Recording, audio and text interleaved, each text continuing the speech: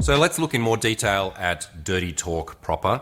So by now you're probably reassessing what it is that you thought dirty talk was. Maybe you thought it was a stream of consciousness rattling off vulgar poetic phrases to a girl constantly. But you can see that voice commands and reward certainly fits within the dirty or erotic talk, right? It's not just a utilitarian thing to like get her to move places, although it could be. It is, all right, cool, with my vocal tonality, my intention, and my archetypal arousal, right, of my wild man or my sexy sleazy uncle or whatever it is that I'm working with, that giving orders and giving rewards can be extremely dirty, right? Like it is very erotic, even if I'm not using very vulgar language. If I say, lift your chin, open, take it, right? I didn't say, suck the veins out of my big, nasty cock and, like all of this vulgar phrasing. It's like, swallow it, take it, open wide. Right, that's dirty. It's dirty talk. This is erotic talk. So, from what we've already covered, you already got plenty to play with. Using presence, intent, tonality and delivery, vocal commands, vocal rewards, mixing that in with your physical play. If that's all you ever did verbally, you'd be streets ahead of most men, right? So let's add to that and let's amplify that. So now we can look at what would be considered to be nasty words, right? Calling women nasty names in bed. Now, what I've kind of discovered is that there is a grade of these words, right? I'm not going to just take a big risk and just throw out, you dirty whore, to a chick that I have no idea how she's going to respond to that phrase. Because, of course, many women are going to have triggers around particularly words like bitch, slut, and whore that, they don't want to be called those words in a real context or by a man that doesn't respect them, because those words are often weaponized to hurt women, right? It's rare that you hear a man saying in a sweet, endearing tone that she's such a great whore, right? It's usually designed to shame and to punish, not in a good way, to damage the woman's reputation, to try and take power over her, right? So these words have inherent charges in them, which is their negative and their positive characteristics, is that the fact that it has such a powerful charge means that there is emotion embedded within it, let's say. And so if I can use that word or some of these nastier words in such a way that the woman, like she feels safe and she knows that I don't really think she's a dirty whore, right? I'm not actually shaming and judging her. It's just play. All right, I'm just calling her my cute little slut or my dirty little slut or whatever it is I'm calling her for theatre. Right, so she gets to play with feeling like she can be a slut, whatever that means to her, or be a whore, or be a wild bitch, or be a naughty little brat, or whatever it is, in this space while we're having sex, knowing that when that's finished, the scene's over, there's no residual consequences, right? It's not that now I look at her differently and I'm like, well, she let me do that, what a filthy slut, that I actually shame and judge her, because that's where, she's going to accrue damage from the sexual experience and not want to do it again. She's going to feel like she was taken advantage of or the guy didn't treat her with respect, right? Because you can absolutely call a woman the foulest words in your language and it be extremely respectful, right? That it is, because it is done in context. I don't, like when I'm with my girlfriend, I don't call her bitch, slut, whore randomly around the house. But when I've had girlfriends, many of them like to have those words applied to them in play, and often softened by the use of ownership words, right? So if I say, you slut, that's just saying you're a slut, right? If I say you're my little slut, that's a very different feel, right? So you're dirty whore or you're my dirty whore, very different. Because one is like, you're a whore to everyone. You're a slut to the world. The other one is, for me, that's when you become a slut or a whore. And whatever that means to the woman exactly, it doesn't mean she goes and sells sex on the street necessarily, or she has sex with every man who looks at her on the street. It's that the sluttiness within her, which is the desire to be wild and sexual without, thinking about, should I wait 3 dates, or, what does everyone think of me, or, should I make him wait, or good girls don't do that kind of thing, or any of that stuff that she might have to think about in general or with other partners. With me, forget about it. Just be your slutty self, right? And I don't judge you for that. In fact, I encourage that and I applaud that, right? So that's the kind of vibe behind us delivering nasty words to a woman. And check yourself on this, right? Like if you actually have resentment or hatred towards women or a woman or particular women, and you find yourself in physical situations with them where you end up like wanting to say that as a weapon, don't do it. Don't do it, because if you do, then you're going to be causing harm, right? So obviously, if the more we're moving into extreme types of sexuality, whether that's through our intent, our verbal delivery, or what it is that we're doing physically, then our potential for harm increases, right? If we're just having very slow vanilla sex and no one's really in command, no one's sub, no one's dom, and we never go beyond, 2 pumps per second or something like that, then okay, we're unlikely to cause any damage, probably unlikely to cause too much excitement either. But okay, so as we step into more extreme positions or more powerful positions where we have more authority, more dominance, our responsibility increases, right? So if you're taking a woman into a subspace or into a fantasy space where we're playing with our archetypes, playing with these subconscious aspects of our sexuality and our personalities, then you've got to be a little careful, because we're dealing with real stuff, right? We're dealing with people's deeper emotions and sometimes their insecurities or their latent fantasies, which can be mixed in with shame and guilt and fear and so on. And you can easily put a woman in a really exposed, vulnerable position and then make her feel really ashamed about it, right? And you might not even mean to do that. It might just be because you didn't do proper aftercare. You had a really intense scene with her, and then, you went off and had a shower and you made yourself a cup of tea and you came back in and she feels all exposed and vulnerable because she needed to be cuddled for some minutes afterwards, right? So she might feel like that was kind of abusive, or that she was taken advantage of, or just kind of used for your pleasure and then not really respected or dealt with afterwards, right? So, you can make these kinds of accidents. Like there's been times where I've been in a play session where, I've thrown out some testing in terms of the types of nasty words she might like, and I got good responses. And maybe I go really nasty and hard, and afterwards, a couple of times I thought, I'm going to check in with her just so she knows that was for fun, right? And so I've said things like, hey, that was so fucking hot, what we just did. When I call you nasty words like a slut, it's just play, right? It's not real. And I mean, I've done that 2 or 3 times, and every time the girl said, yeah, I know. But better to check in than not, right? So if you get a sense that you guys went really deep and hard and nasty, and afterwards you're not sure, was that resolved? Did we seal that off and we finished that scene, and any emotional threads that were there have been tied up and we're like, cool, that's over and we moved on with things? Or does she have something residual, or maybe you do, where you feel a bit weird about it, or she feels a bit weird, or she wasn't sure, it's like, is he really being cruel to me, or was that just fun?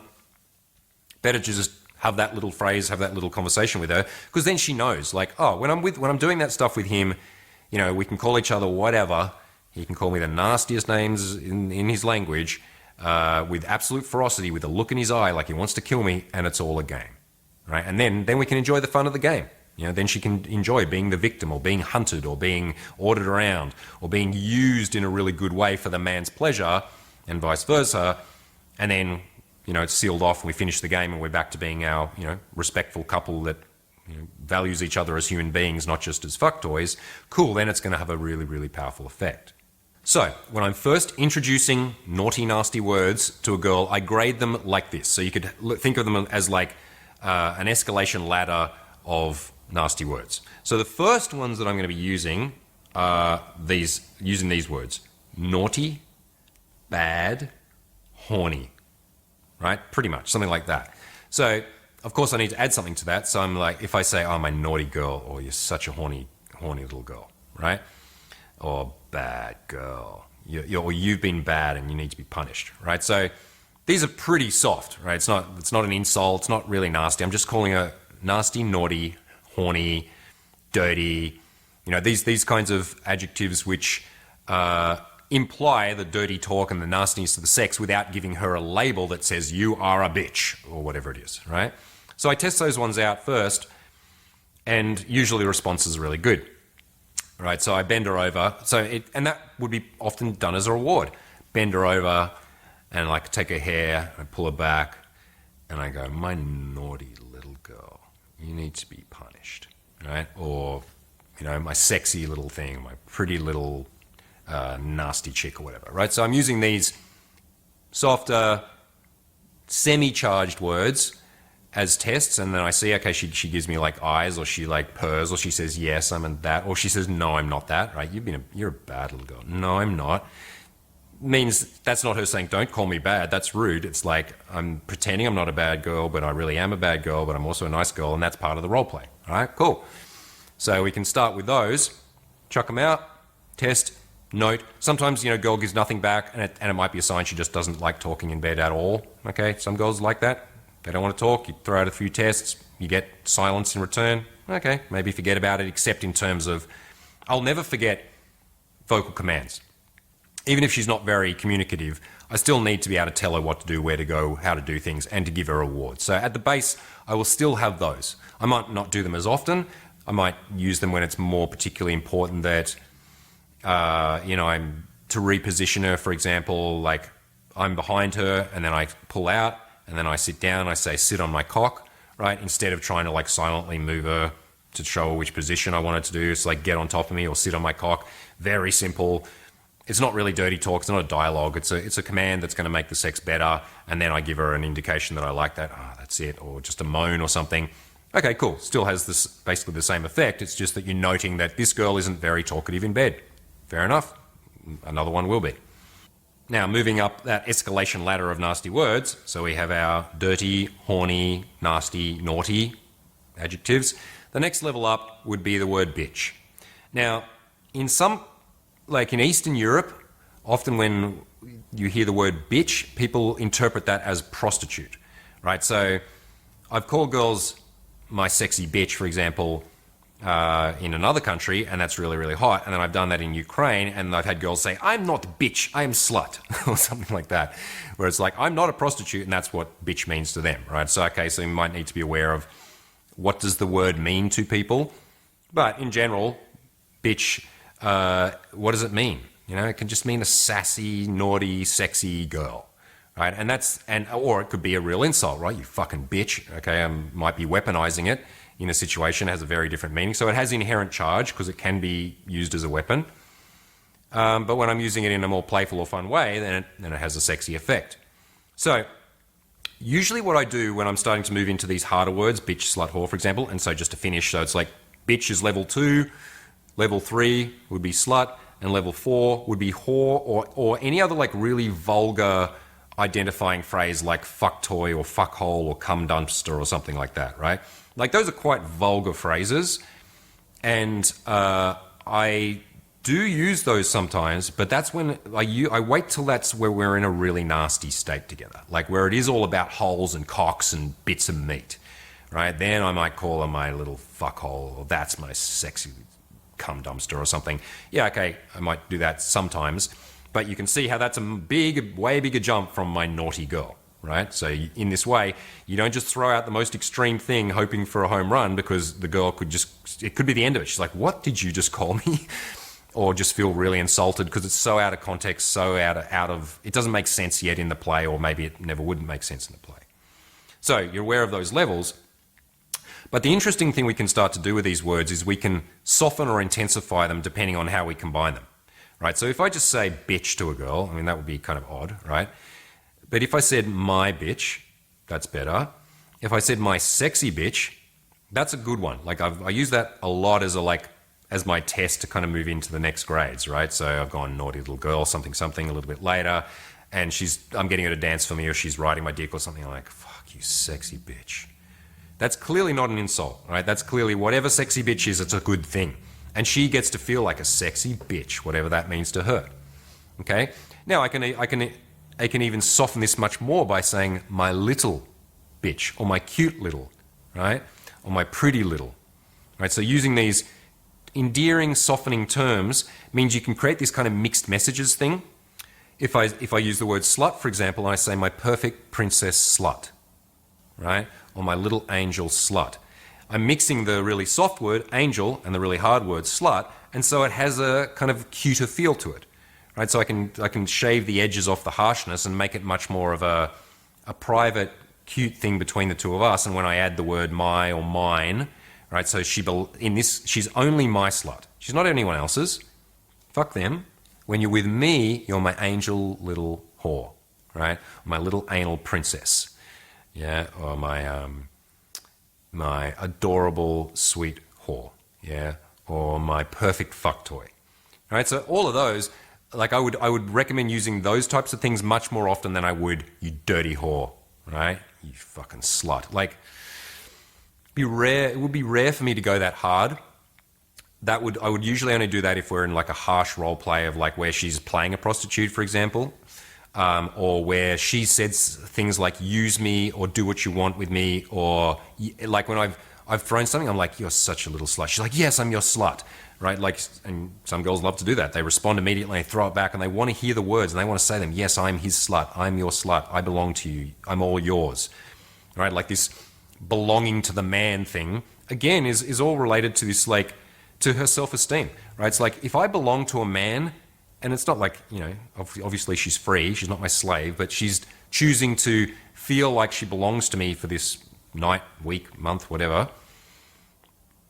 Why would a woman with a good self-esteem and who's attractive and have lots of options belong to somebody? Because he's a good owner, right? Because he treats her well. He makes her feel awesome in all the ways that a woman wants to feel awesome, right? And so then belonging to that man makes her valuable, right? It's like, this man is my owner. He looks after me. He treats me well. He uses me. He fucks the shit out of me. He makes me feel like a sexy whore, little pumpkin princess, anal queen, or whatever it is. And that's a really beautiful, actually, like really like intimate, beautiful dynamic, right? Because you could step into a scene like that. Just, you know, imagine you walked in and someone's there like, you filthy little fuckhole, I'm going to use all your holes and fill you up with my cum, you dirty little slut, and you love it. And you might want to call the cops or go, oh, that's not a very nice thing to say to a lady. And it wouldn't be in some contexts. And in others where we're both in that zone where she's like, I'm a fuck tie, use me, whatever, my holes are yours. Then calling her those things, like I sometimes say things like, that's what you're for, or you're only for fucking, right? Give me your holes, that's what you're for, right? So it's like, in that moment, she only exists as a sex object. And think about it, like, if you're having sex, why wouldn't you be a sex object? Why would you not want to be a sex object? Would you want to be something else at the same time? Not really. It's like, you know, I want to be the respected scientist and family man, you know, and guy who plays the flute, and a sex machine, all in this one thing. No, fuck all the other stuff off. Right now, it's irrelevant that I'm a flute player and I have a job and a family and a status and whatever, and same for her. It's like, we're fuck animals now, right? So cool, be a complete sex object for both of you. Like, I encourage the woman to use me as a sex object too. You know, I'm like, take that cock. Not my cock. I'm like, use this cock. Yeah, swallow it. Yeah, you need that cock. You love it, right? I itemize bits of my own body. I commodify myself or objectify myself too, right? Because now we are bits of meat using each other's bits of meat. And that's fucking hot, right? Because that's taboo. That's where she gets to forget about, you know, am I a princess and am I a nice girl and, you know, am I respected and, you know, what's my position in society and all this kind of stuff. No. When it comes down to you and her in your private space going wild, then yeah, you can get nasty. Right? But be aware, right? We can jump way too nasty too quick. And be aware that many women will tolerate things they don't like. It can be hard to know when that's the case, which is why we want to have open channels of communication. But you may be thinking, oh yeah, dirty talks. I'm like, yeah, that's it, you fucking whore, you love that. And she's like, dude, you know, and she puts up with it, and she's just like, oh, it's okay, all right. But you may have really thrown her out then, or she doesn't like this, or she's worried about what kind of person you might be, or how you feel about her, and respect her, and so on. All right, so I really do recommend grading these things, throwing out little tests, using the softening words. So by making her my little, that's my pussy. Yeah, oh, I love that juicy pussy. You make my cock so hard. Telling her how you make her feel, right? Telling her how she makes you feel, how she is affecting your body, right? That's dirty talk too. You know, can you feel how hard my cock is inside you? Is saying to her, you made my cock so hard, right? And now we're talking about cocks, and girls like talking about it and feeling it and thinking about it. If in doubt, then ask for verbal consent. I'm not always sure. Sometimes I'm with a girl who seems fairly delicate or like more sensitive in the way that she's having sex. She's not talking very much, let's say. And so I might throw a little tester out and say, oh, you're my cute little kitten, or you're such a kitten, or you sexy princess. One of these kinds of ones. And again, don't get much response. And I'm like, I want to say something, but I'm not sure. So I can, in play, in real time, say, would you like if I say nasty words to you? And watch for the initial response. Because if she's like any kind of like negative thing before she then says something, probably that's her truth. Right? Whereas most of the time she'll be like, oh yeah, I like that, or like what? Right? So she's like what? And then I would put in those levels. So what if I called you my sexy bitch? Would you like that? She's like, yes, no. And what about the words slut and whore? And then I've had girls say, don't call me whore. Don't like it. Right? Or don't call me bitch, or don't call me slut. Cool. It's much better that we have that little conversation in flow, even if it's not really breaking the trance or breaking the sex. It's ongoing consent, and communication and negotiation, which you need to be able to do. All right, so I'm in that space with her, we're having slow sex, and I ask if she liked to be called dirty words, and then I say, okay, this, and she gives me negative, positive, negative, or whatever it is, and then I don't immediately do them, and then I go, okay, and then we move into something else, and a little bit later when we're ramped up, we're in the zone, and she's riding me on top, and I go, oh, you fucking sexy bitch, you turn me on so much, and then I see her eyes light up, and she bucks harder, I'm like, cool, dirty talk's working here, calling her some nasty stuff. Good that I checked in. Now I know where we're at with it, and I know she doesn't like to be called whore, but she loves, it appears, to be called my sexy, my sexy witch, or my sexy bitch, right? So in this way, fairly quickly you can figure out with new partners what's appropriate and what's not. You may make mistakes, right? I mean, you will make mistakes in all these areas, and I've certainly made mistakes where I've said something and then I've seen like a state break in the girl. And I've had a couple of times where I've stopped, they say, hey, let's stop for a sec. Did I insult you when I said that? Did that make you feel bad? And then she says, yeah, I felt this is how I felt. And this is where I will apologize, right? I have my rule, make no apology, take full responsibility. But that doesn't mean never apologize if you've done something wrong, right? In that case, okay, I made a mistake, and I didn't know I made a mistake maybe, but I called it something that's affected her and made her feel not very nice. If I didn't deal with that, that could become an issue. That could be something that she has to get therapy over, or she feels really bad about herself, or it affects how she is with her next lover or next boyfriend, for example. Or it can be fixed in 20 seconds. All right? So you can make a mistake and then pause the action and say, did I do this thing that made you feel something? And she says yes. And then you say, I'm really sorry. I didn't want to hurt you. I just wanted to play. And then maybe I'll ask more. Can you tell me why it made you feel that way? Or she's just clear. I don't like being called that. Don't call it to me again. Say, okay, I'm sorry. I won't call you that again. I didn't mean it as an insult. It was just part of the sexy play, and I guess I get carried away. So I know for now. Yeah, forgive me. Yeah, come here. Give me a kiss. We make out. She feels heard, seen. The mistake, whatever it is, has been resolved, and we're sweet. Right. The same thing will happen like with impact. You will probably spank a girl too hard or wrong at some point. And if you're aware, you'll notice shock. She's like, or she cries, or she says, ow, and then it's, okay, you made a mistake. Fair enough. Of course, that's going to happen. So then the same thing. If you're like, oh, well, whatever, the last girl liked it, or you can't even take it that hard, or something like that, or, oh, okay, whatever, then it's an issue, right? And then it becomes, as I said, it could affect her or affect your relationship with her. So instead, I go, oh, did I hit you too hard? She's like, yes. I'm like, oh, I'm sorry. I just love this ass. I got carried away. Let's relax it. Okay, I won't spank you again today, unless you want me to. She's like, and then, maybe she says, well, you can spank me a bit, but not so hard, or whatever it is, and we renegotiate. Cool, we go back into play. No harm done. Mistake made, but no harm done. Okay, so the one where you can't really make mistakes is choking, right? You may not get too many chances. I mean, look, I don't want to terrify you too much. You're unlikely to strangle someone to death by accident. That takes some minutes from what I've heard.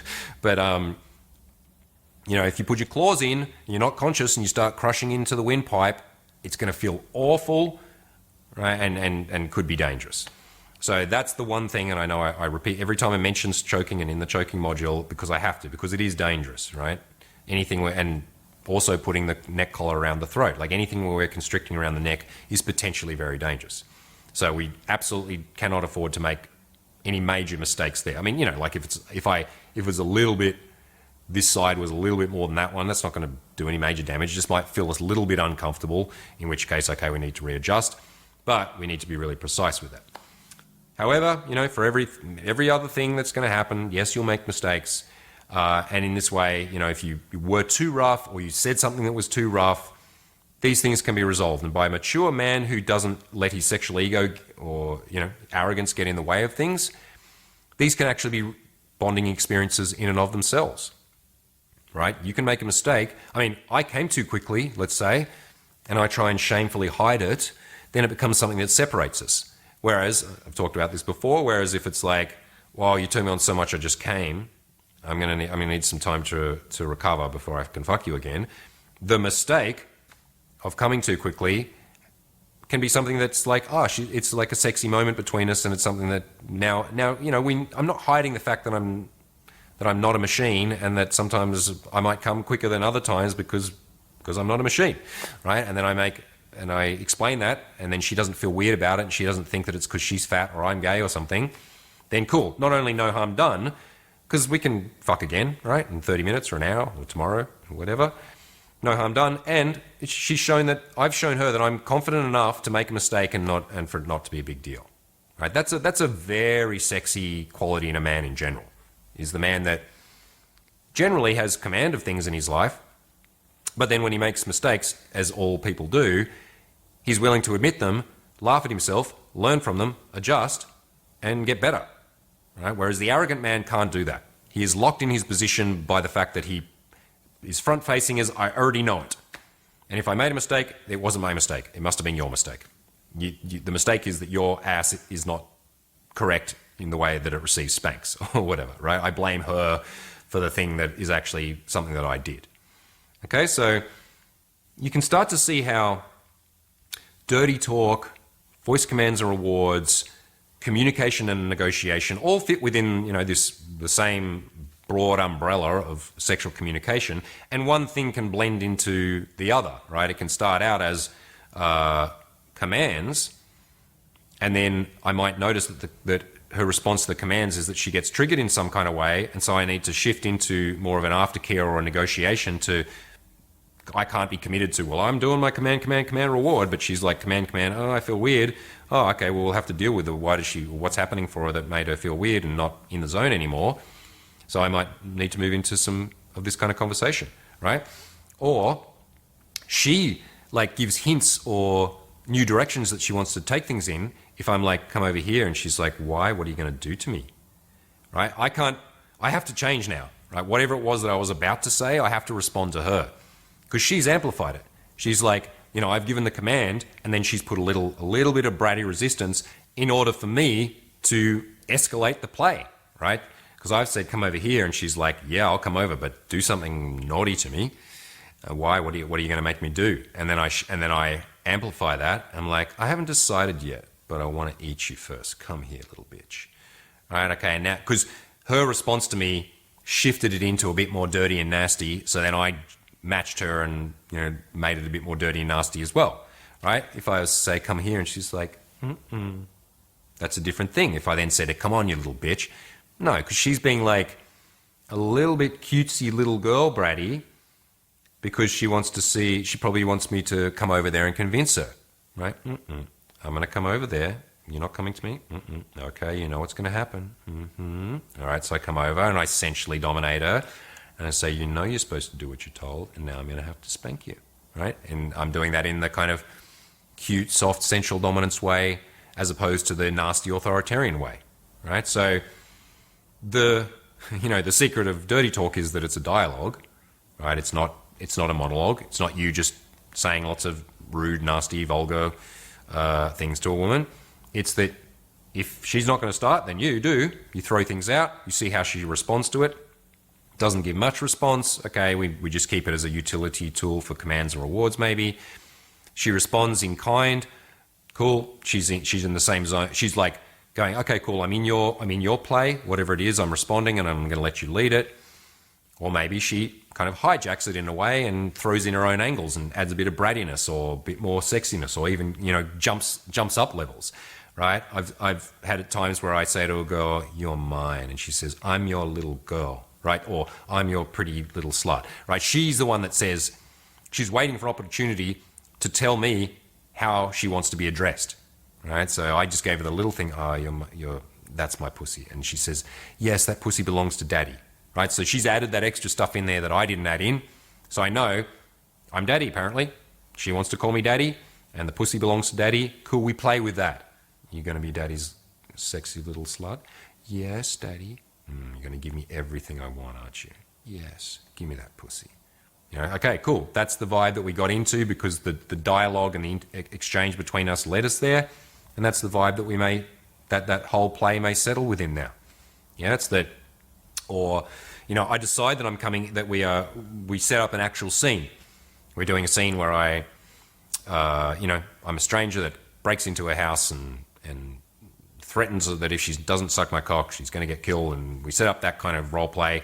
Cool. So what's the type of dirty talk that goes into that? Well, yes, that might be much more extreme and objectifying in a non-personal way, right? Where I'm like, "You little bitch, you nasty little slut, make sure you don't tell anyone about this because you won't survive." Okay, I'm deliberately being menacing and nasty and stepping into that role play of brutal kind of objectification, keeping a distance. There is no intimacy between us because you're a piece of meat to me. Okay, that's awesome if that's the role play that we want to play and she wants to experience being a piece of meat to a stranger, right? So being taken by a stranger when really it's her boyfriend or her lover that she feels safe with, but he's putting on another role or putting on a different archetype. So she gets to play with the feeling of what it might be like to be ravaged by a man without any of the danger or violence, right? So she gets the harsh words and the spanking and the rough sex that is a common fantasy for a lot of women within context of consent and with a man that she trusts without any pain or danger, right? There's no negative consequences to that, right? So we have almost infinite angles that we can start to play with this broad toolkit from, but you can start to see now like how they all connect together. And so I broke these things down into little chunks as I'm doing with every single thing in this course so you can digest it. You can go, okay, dirty talk, that's all complicated and weird and I don't know how to do it and I wouldn't be able to think of cool things to say in the moment. And then we break it down to, well, can you tell her what you wanted to do? Voice commands? Yeah. Can you do that with like a sexy tonality? Yeah. Can you tell her that she's good when she does that? That you think that's sexy? Yeah.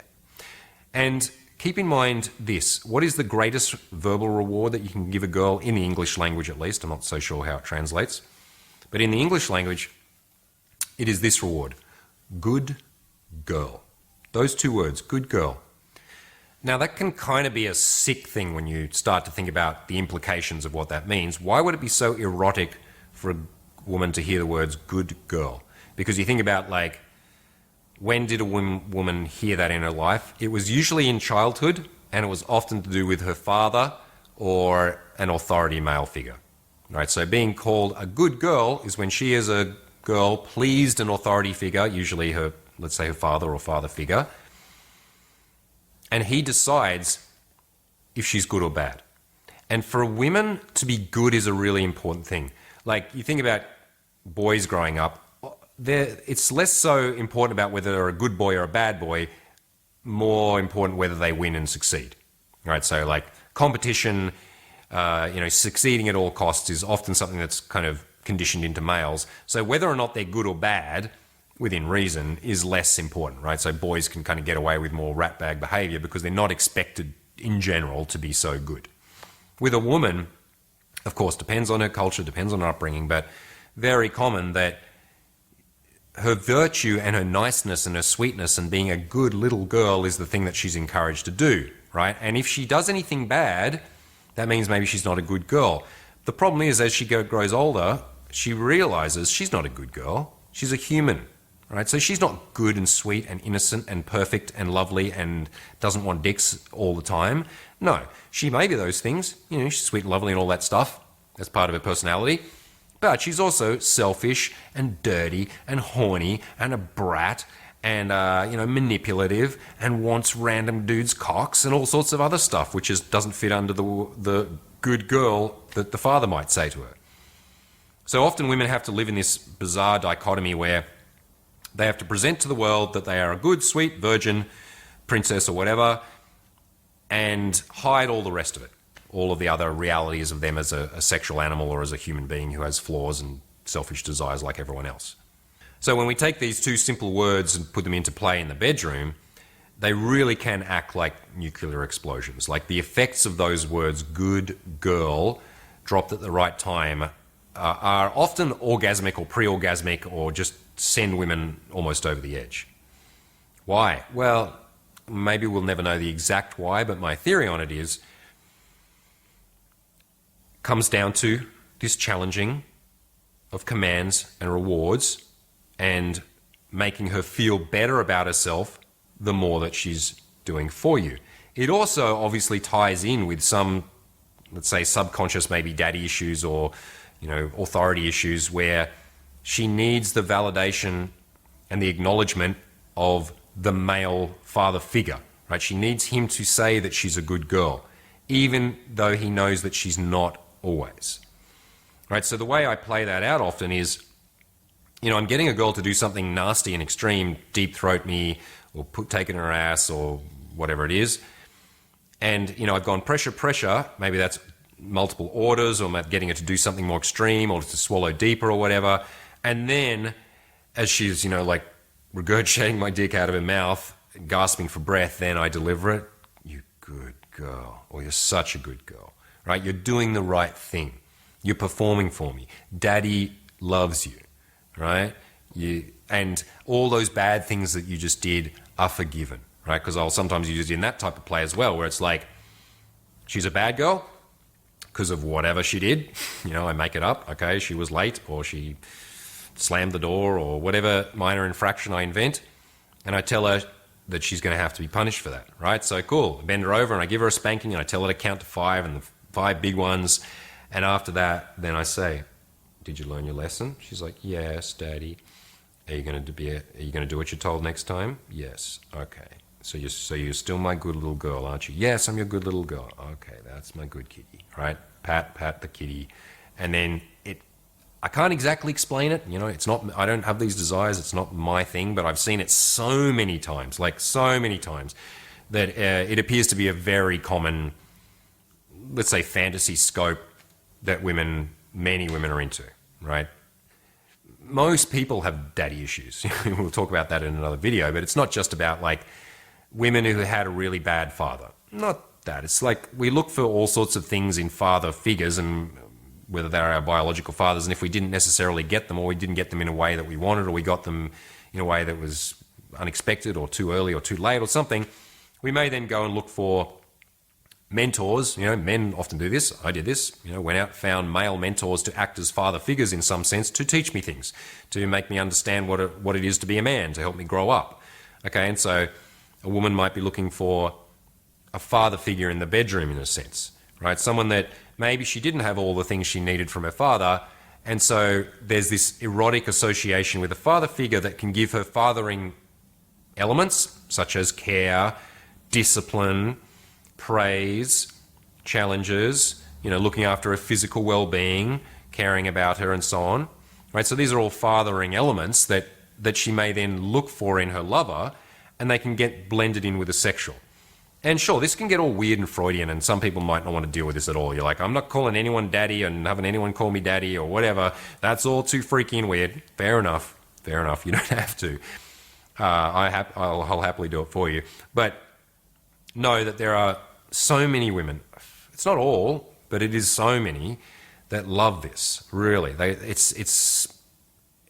just seems to be so softening and gooey for them, and they just feel loved and looked after, and there's that real sense of, I am a good girl. Whatever that means to her, it's really important, right? Because she knows, like, I'm also a slut, I'm also bad, I'm also naughty, but this man sees me kind of in totality.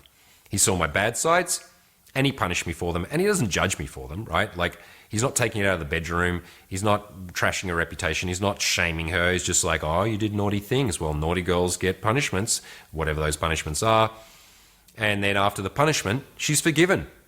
When she's forgiven, she's a good girl again. It's kind of like a Catholic guilt cycle, right? Which is why the Catholics have got a lot of eroticism built into their religion, because it's the resistance of desire, giving into desire, feeling shameful and bad about it, being punished by an all-seeing God, and then being forgiven and being allowed to go and do it all again, right? So you can think of that kind of cycle, like guilt, shame, fear, resolving into validation, relaxation, coming to peace and being, okay with herself and you being okay with her, is a little psychodrama or narrative that we can take a woman through that will make her fucking juicy, right? Which really turns on so many women. So I put that one aside as like a separate thing, the secret special move of those two incredible words, good girl. Now, I did tell this to a client once and he came back and explained, he said, I did the good girl thing and it didn't work. And I said, okay, how did it go down? Explain it. And he said, well, I was pumping from behind. That's how he said it. I was pumping from behind. And then at some point I gave her a little slap and I said, good girl. And she laughed. And then she didn't want to have sex anymore. Now, by now, it would be very obvious why that was the reaction, right? The techniques don't save you. There's no power in the words by themselves. It is the delivery, it's the intent, it's the timing, and it's dropping that nuke at the right time, right? I don't just fuck the girl and just randomly say good girl at random points. No, she earns it, right? Come over here, turn around, spread your pussy open. Good little girl, right? That makes sense. It's a reward to her for doing the thing that I wanted. And then there's that kind of mixed message as well, as where it's like, I'm getting to reach, it's just an example, reach behind and spread her arsehole on her pussy. And as a result of that, now she's a good girl, right? Which is probably the opposite of what it would have been in kindergarten, if she'd done that in kindergarten.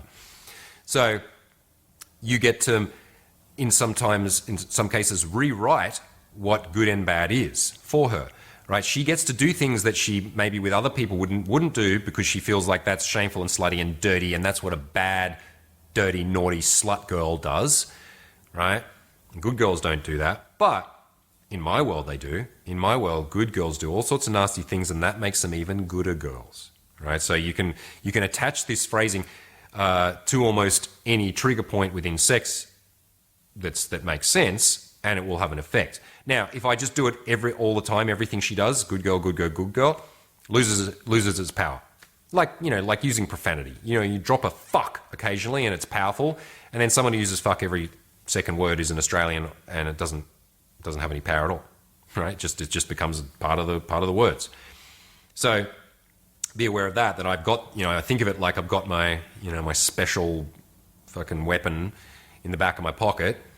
And at that moment, when she's really pleased me or she's really opened up or we're doing something really fucking sexy, she's turned me on in some kind of awesome way, then I tell her that, you good girl, or various ways. You're such a good girl. You're my good little girl, right, for more infantizing it.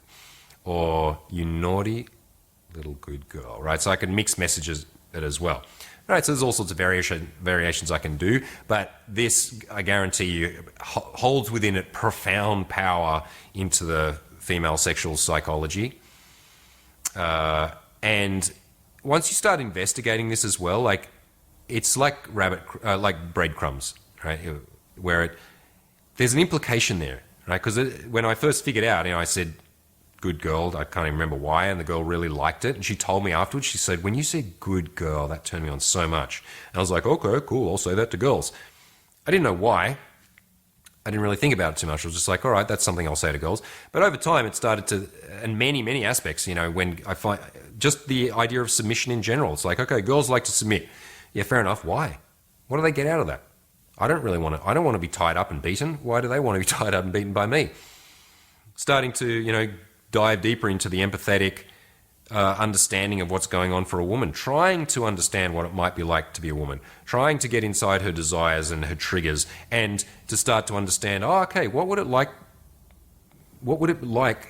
be like to be a woman trying to live in a world where she has, a vagina that wants to be fucked and collects semen, and she has desires for all sorts of men, not just the one guy she's going to get married to.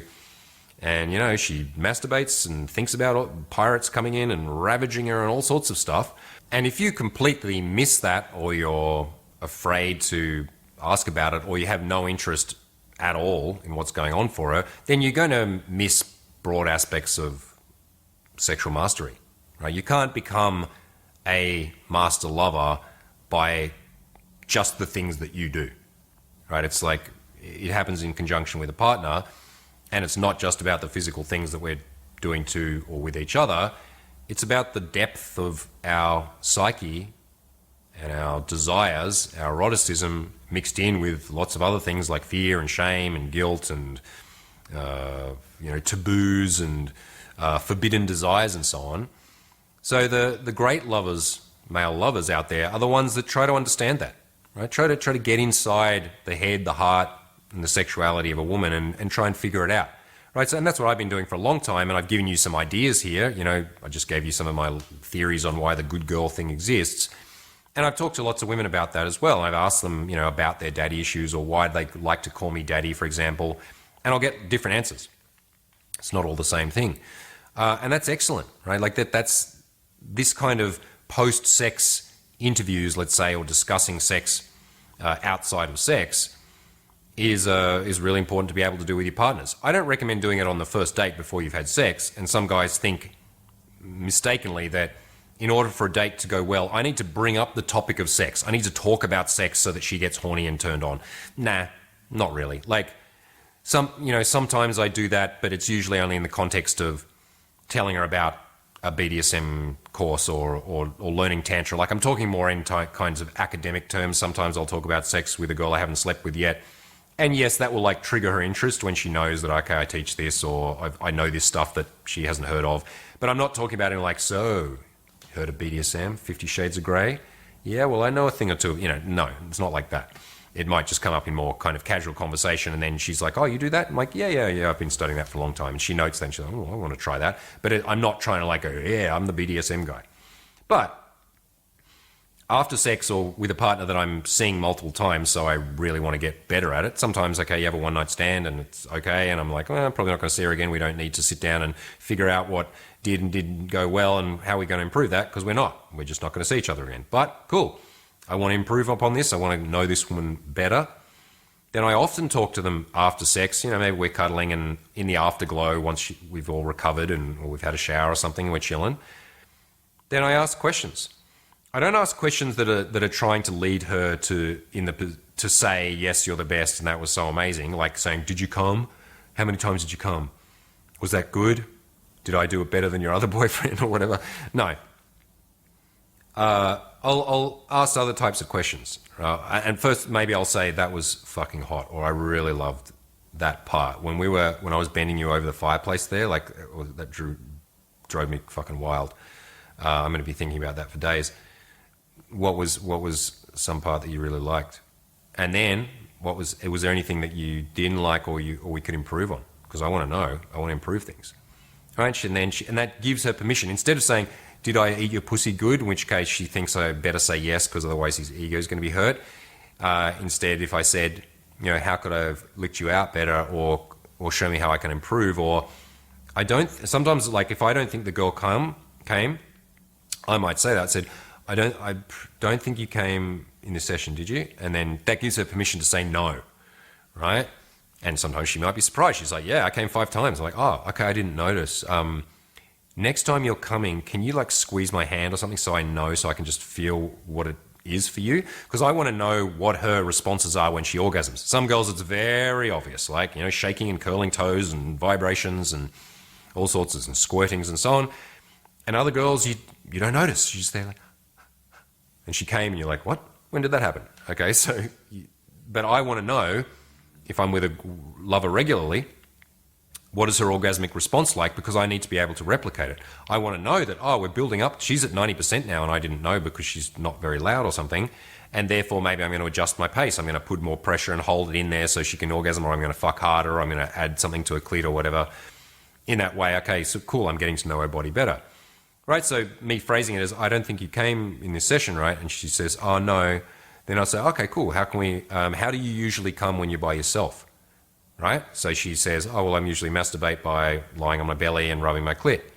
And then I might say, can you show me? Like, let me lie with you and just watch and feel how you do it.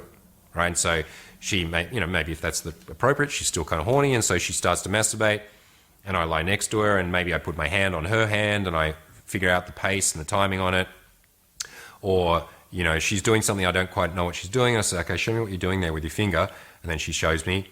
Right, in these ways, cool, our post-sex debrief can be amazing, analysis of what happened, and we can repair things and improve things so that next time, and maybe next time is right now, because that often happens. I find, I'm start to talk with the girl about the sex and ask her, tell her something that was really fucking hot for me or what I really loved about what she did. And then, talk about what we could do in the future. And then she shows me a little bit, and then she gets turned on, and then we end up doing it right then. Great. So we've just gone from, cool, we intuited what we intuited. We figured whatever we figured out the first time. We had a sexy, informal, but clear conversation about it. And then we implemented it, and instantly the sex is fucking 45% better because of that level of communication. This is what master lovers must do. And it's what they do. They talk without shame, candidly, about sex.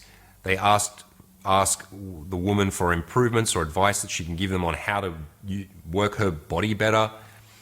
They let the woman know the effect that she's having on them, right? So they are generous with their praise when the woman has worked for it, or when she's put in effort, she's made attempts, even if she's very inexperienced, even if she's technically not very good, right? I've taught many very inexperienced girls who've never given blowjobs, virgins, many of them, and I've taught them sex. And when I'm teaching a girl who's never given a blowjob before, I'll teach on my finger, right? So I'll suck her finger and show her, and then she goes down and does it. Now, she's a novice. She's never done this before. What she's doing right now isn't very good, let's be honest. But I'm not going to say, okay, so you're a dead beginner, and this is rudimentary, remedial blowjob 101. Okay, so you're a long way from that being good, but it's a start. Okay, that's not very nice. She's not going to feel encouraged. So when I'm with a girl that's inexperienced, I'm showing and explaining something. Okay, so she goes down, she sucks my dick, and she does the stroke that I showed her. Okay, more or less. Then I'll say, really good. That feels really good. Right? Okay, now let's try something else, or let's add to that. Okay, so I encourage her, and she feels like, oh, I'm a good girl. Like, I did the thing, and I made the boy feel good, and I kind of know how to give a blowjob a bit now. Okay, I feel more confident to try another move, or try this putting it deeper in my mouth thing, or whatever the next step is. Right, so you can lift a woman's self-esteem, make her feel more and more confident as you're instructing her to be your perfect sex kitten, right, which is a fantastic thing. And a good female lover will do the same with a man. She won't say things like, oh, that wasn't good, or, can you last longer, or keep it up, buddy, or whatever. She'll say, can I show you what I like? Or let me show you how I love to have my clitoris touched, or whatever, in a way that makes the man feel like, it doesn't destroy his ego, and makes him feel like, okay, cool, I've got my thing, and now I'm learning a thing that this woman likes, and okay, I'll improve my skill, and now I feel more confident, more like a boss, and she's seems to be enjoying herself more. So, okay, cool, we have this positive feedback loop that, makes the sex better and more awesome. So there you have it, your tutorial masterclass on voice commands, rewards, dirty talk, negotiation, and let's say sex debriefs, or figuring out how we can discuss things and improve things in the future. So I really, really encourage you to start to play with elements of this. And like with all the tools in this very big toolkit, which you now have, you're not going to do everything all at once the first time perfectly. And it would just be ridiculous to even try to do that. It's not going to be useful for you. It's going to be overwhelming. It's probably not going to come out very well. It's going to be a bit weird for a girl to suddenly have all these random new things not done that well thrown at you. You're like, that didn't work. Try a bit of this, try a bit of this. No, it's like, okay, we go back to, as always, our foundations of awareness, of intention, of igniting some type of archetype within ourselves. I'm dominant. I'm in charge. She's mine. I'm the leader. I'm the boss. I'm her master. I'm her lord. Whatever it is. Or I'm a cheeky, sleazy lover. Yeah. Or I'm her father figure who's like trying to like hold his resistance because he's so attracted to her, but he knows that he shouldn't do it, and he's really trying to be a good man, but then she's just starting to seduce him, and he can't help himself anymore, right? Like there's all sorts of variations on the way you may choose to or learn to show up as sexual archetypes. And, as you accept yourself more, explore more with your partners, you will add let's say, new faces to yourself, new types of archetypes that you can start to play with. Throughout most of my sexual life, I only had one. Pretty good at lasting a long time, knew some techniques, stoically fucked, silent sex assassin. That was my archetype, more or less. And then when I had a girlfriend and we sort of fell in love, there was the we love each other, love-making archetype thing going on as well, which just kind of happens intuitively sometimes or often when you're in love. Okay, cool. Those are my two modes. Now I kind of have infinite modes. I try on new ones all the time. Right, I see a character in a movie or like the Joker or something. Like, imagine fucking a girl as the Joker, right? Like with the kind of madness and that sense of danger, but silliness and fun. Okay, let's play with that with a girl who might be into that. Like going for very, very, very subtle sensual dominance, or right through to the more extreme, nasty, powerful, theatrically violent self, and so on. In this way, sex becomes a great catalyst for personal change. It really allows you to grow and explore yourself in many, many directions. It allows you to, release stuck emotion and to move through shame and guilt and fear that may have been conditioned into you or your partner, in childhood or in formative experiences. There is so much power and possibility within the sexual realm if you continue to explore, expand, and experiment. Right? So using your words, using noises, using communication, using the ability to take command and to dole out rewards and punishments, and to be able to create a space where we have this very unique special thing by giving ourselves terms of endearment or finding out the specific unique sex combination moves that her and you like, and so on. These are the subtleties. These are the micro-calibrations. These are the shameless self and other explorations that truly make a master lover.